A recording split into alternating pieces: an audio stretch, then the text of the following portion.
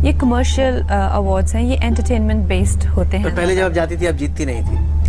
नहीं, मैं बहुत जीतती थी। मैंने गैंगस्टर के लिए मुझे पहले साल में ही कम से कम जितने भी सारे 6-7 अवार्ड्स होते हैं उसमें बेस्ट डेब्यूटेंट जो न्यू कमर सारे मुझे मिले थे। फिर फैशन के लिए मुझे बेस्ट सपोर्टिंग एक्ट्रेस भी मिला। तो मुझे अवार्ड्स, मैं ये नहीं कहूँगी कि मुझे कभी मन किया अवार्ड जीतने का, क्योंकि जब से मैं इंडस्ट्री में आई हूँ तो अवार्ड्स की तो कमी नहीं रही है, इतना कह सकते हैं। Meanwhile. और नंबर 2, अवार्ड फंक्शंस 1 नंबर के फ्रॉड हैं। आप लोग भी मत देखा करो। हिपोक्रेसी की भी सीमा होती है। तौबा तौबा तौबा, थारा मूड खराब कर दिया। तो कैसे हैं आप लोग? तो आज हम किसी पर्सनालिटी के बारे में बात करेंगे जिसको हमारे Instagram so call memer Bollywood की शेरनी के नाम से जानते हैं। जी हाँ, जिसका नाम है hello everyone, myself Padmashri Kangana Ranaut. अबे गांड ना फुला, मार चोद देंगे तुम्हारी भोसड़ी। तो दोस्तों, सुशांत सिंह राजपूत के सुसाइड के बाद अपनी दीदी सोशल मीडिया में अचानक से एक्टिव हो गई और धनाधन वीडियो बनाकर सुशांत की जस्टिस के लिए मांग कर रही है। अभी तक पुलिस और सीबीआई पता नहीं लगा पाए सुशांत सिंह राजपूत के मौत के पीछे का राज क्या है, पर हमारे वंडर वुमन कंगना दीदी ने सब कुछ पता लगा लिया।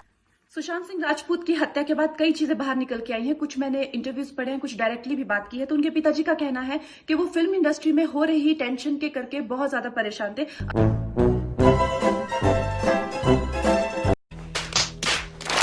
और तो और कंगना रनौत और उसकी बहन ने 2019 के एंड में बेस्ट एक्टर और बेस्ट मूवी की लिस्ट निकाली थी, जिसमें इन्होंने जिस गली बॉय को प्रेस किया था, जिस गली बॉय को बायहत कर रही है, इस लिस्ट में गली बॉय के लिए रणवीर सिंह को कांग्रेस किया। यहाँ पे तो कोई सीसीर मूवी का नामो निशान तक नहीं है। नहीं दीदी, हमको बताओ, पब्लिक चूतिया है क्या? जाके गांड मारा भोसरी वाले। दीदी, अगर सच में तुम्हें सुशांत की परी थी तो तुम यह वीडियो बना के दिखवा नहीं करते, बल्कि नाना पाटेकर की तरह उसकी फैमिली को मॉरल सपोर्ट देने जाती या उसकी फ्यूनरल अटेंड करती। और इतने से ही हमारी दीदी को पेट नहीं भरा तो दीदी ने बॉयकॉट चाइना मूवमेंट को भी नहीं छोड़ा। जो चाइनीज जितनी भी गुड्स हैं, जितने भी उनके प्रोडक्ट्स हैं, जिन भी कंपनीज में उन्होंने इन्वेस्ट किया हुआ है, उनसे उनको रिटर्न्स आते हैं, रेवेन्यूज आते हैं, ऑर्गेनाइजेशंस हैं, उन सब का बहिष्कार करें। पर सुनो तो दीदी, अगर इन सारी कंपनीज का बहिष्कार करते जिसमें चाइना का इन्वेस्टमेंट है, तो इन सारी बड़ी कंपनी इंडिया में एक बहुत बड़ा इकोसिस्टम क्रिएट करके रखा है। तो अगर हम इन सारी कंपनीज को बॉयकॉट करते हैं तो दूसरी तरफ लाखों लोगों की जॉब चली जाएगी। भाइयों बहनों, ये क्या कर रहे हैं उनको भी समझ नहीं है।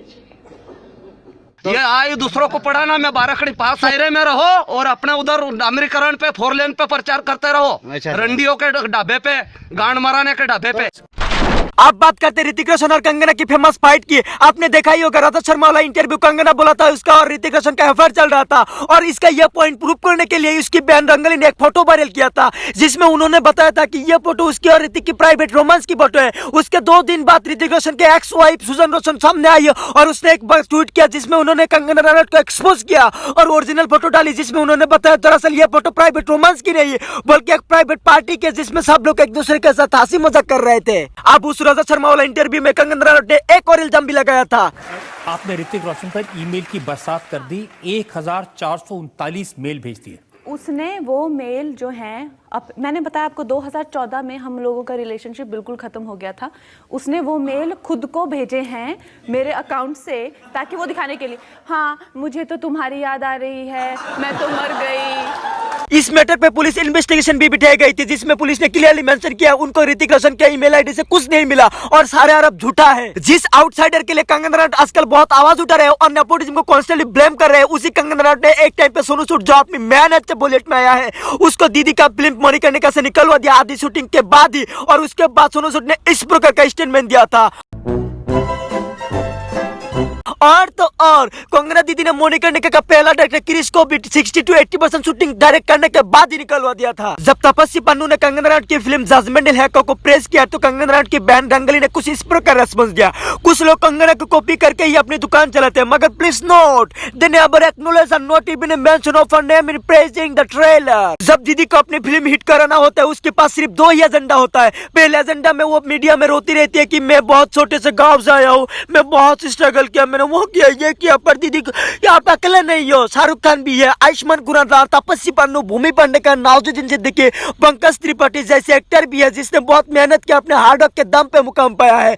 दूसरे एजेंडा में कंगना रनौत सिर्फ ऋतिक ही करते हैं। दीदी ऋतिक रोशन पे हमेशा इल्जाम लगाता है। तुम्हारे पास और तुम्हारे पिताजी के पास दुनिया भर का पैसा है। प्रोड्यूसर लोग ऋतिक को एक मूवी का 16 से 60 करोड़ रुपए ऐसे नहीं देते जितना तेरी मूवी का बजट भी नहीं है। ऋतिक रोशन बॉलीवुड का हाई पेड एक्टर है और प्रोड्यूसर लोग पागल नहीं है जो ऋतिक को खाली पॉकेट में इतना सारा पैसा दे रहे हैं। बेशक उसके पापा ने उसको लॉन्च किया और उसके पापा का बहुत बड़ा सपोर्ट रहे हैं और आप ये बात से भी डिनाई नहीं कर पाएंगे ऋतिक रोशन बॉलीवुड में चल रहा है तो उसके पीछे का कारण है उसका हार्ड वर्क और उसका टैलेंट। आप लोग तो सुना ही होगा ऋतिक रोशन को सुपर 30 के लिए 2020 में ऑस्कर का इन्विटेशन मिला। अब ये मत कहना ऑस्कर नेपोटिज्म से ही चलता है और ये बहुत नेपोटिज्म करती है, लेकिन ये इतनी बड़ी हाइपोक्राइट है कि ये खुद नेपोटिज्म चिल्लाती है जब ये खुद उसका प्रोडक्ट है। इन्हें भी बॉलीवुड इंडस्ट्री में एक गॉडफादर ही लाया था, इनका भी अनन्या पांडे वाला स्ट्रगल है। उसको तो नेपोटिज्म की बात करने का हक ही नहीं है। मैं तो ये पूछता हूं कि उसने अपनी लाइफ में कोई भी एक ऑडिशन दिया हो गैंगस्टर से पहले तो वो बता दे पब्लिक को, हम उसकी बात को यकीन करेंगे।